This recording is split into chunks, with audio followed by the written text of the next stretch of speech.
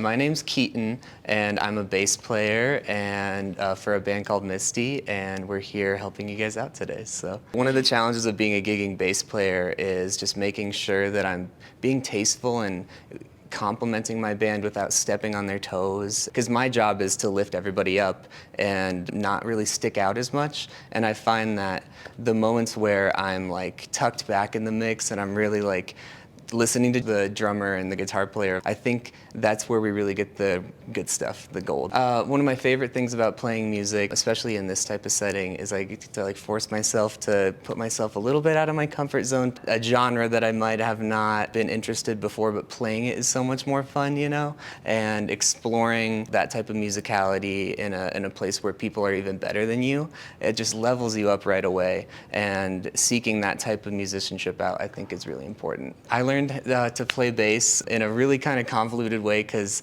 I started, piano at a young age and then moved over to like stringed instruments and joined jazz band, and I was like, oh my gosh, they need a bass player. I will do this. I'll give it my best shot. And I was kind of bad, but that kind of forced me. I think you have to be bad for a while before you really figure out the nuances of an instrument that might seem really simple, but at the end of the day can be so important between a band being good and average, or average and incredible. So it's really rewarding.